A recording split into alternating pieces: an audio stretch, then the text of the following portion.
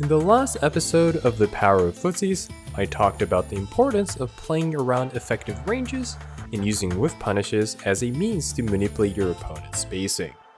In this episode, I'll be further explaining the different strategies around whiff punishing and the techniques associated with them. Let's first explore an execution technique for whiff punishing. If you want to make an opponent whiff a specific attack, you have to move around that space in order to entice them.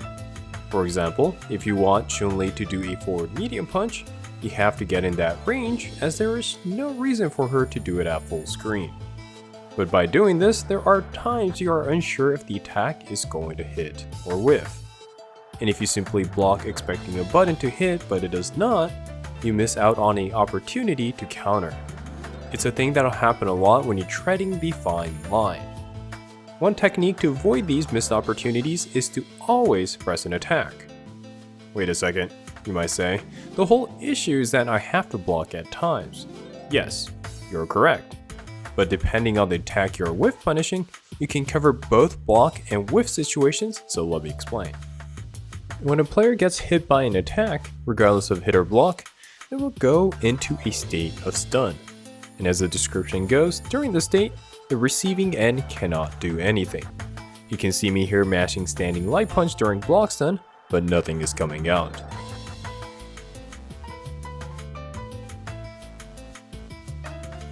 So taking this into account, what happens if you press an attack at the timing you expect the block stun to occur?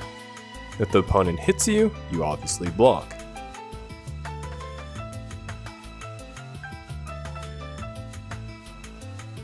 But if the opponent misses, your attack comes out to whiff punish because you are not in block stun.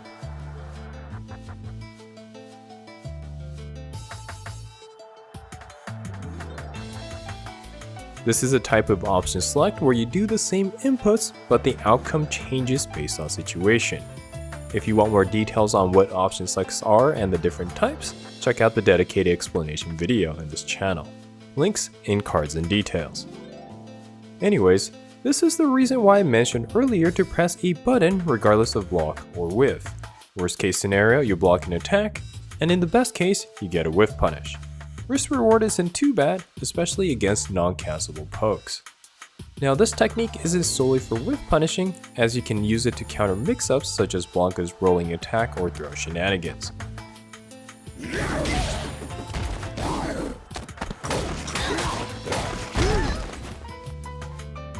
If heavier versions come, you block the attack, and if the short version is executed, you can counter.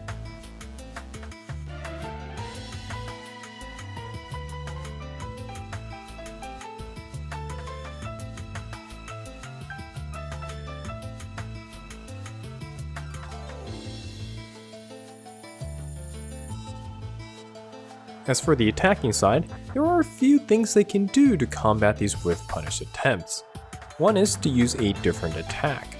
For example, if the opponent is countering Chun-Li's forward medium punch, she can opt to do a crouching medium kick instead. This move has less damage potential, but has longer range, and most importantly, is a low. In order to go in and out of range, the defender has to walk, and opponents who are walking back cannot block lows. By threatening the crouching medium kick, Chun-Li can force the opponent to crouch block while walking back, which significantly slows their movement and can potentially bring Chun-Li back to forward medium punch range.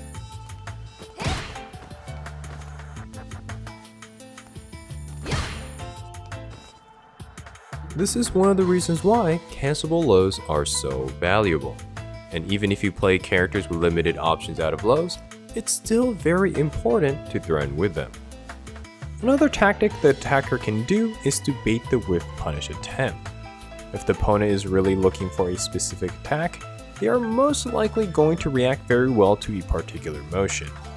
If you have a fast move that resembles what the defender is looking for, you can potentially bait a response and counter that instead. For example, if the defender is looking for Chun-Li's forward medium punch, she can do a standing light punch instead.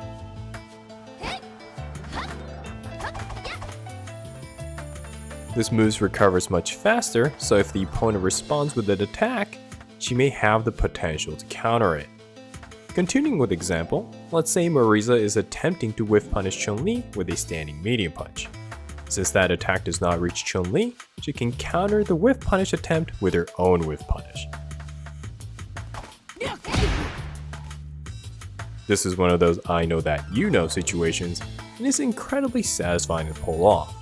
However, both players need to have a really good understanding of the game in order for the situation to happen. As an additional note, baiting reactions based on similar looking moves is not only a whiff punish thing.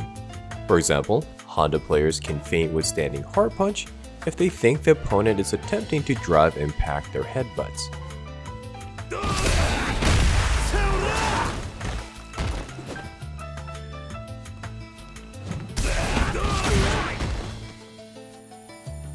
Another strong but subtle tactic that the attacker can do is gain better positioning by simply moving forward without doing any attacks. Generally, players who hyper-focus on baiting a specific attack will back off to prepare for a whiff punish attempt. So if the opponent moves forward, they walk back in anticipation. And if the players continue to do this, the defender will eventually walk themselves into the corner where they will no longer be able to back off to bait attacks.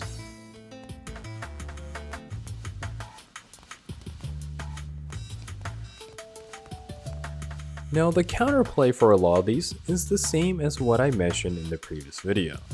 Since a lot of these have attackers take an extra step forward, use slower moves, or bait with attacks that do not hit, it's easier for the defender to go on the offense instead.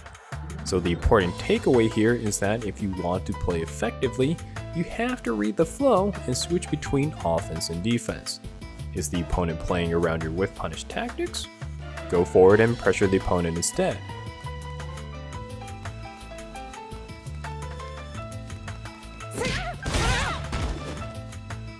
Are they throwing buttons out as soon as you're in range? Back off and whiff punish.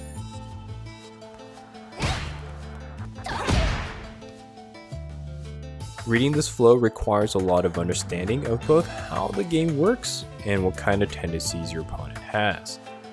It definitely takes a lot of work to get to this point, but I can assure you the game opens up when you get there, and Footsies will become incredibly satisfying. With that said, that'll be the end of this video. Let me know in the comments if you have any special tactics regarding whiff punishes. If you like this content, make sure to check out the other guys on this channel and consider supporting through Patreon. Alright, until next time, have fun with fighting games.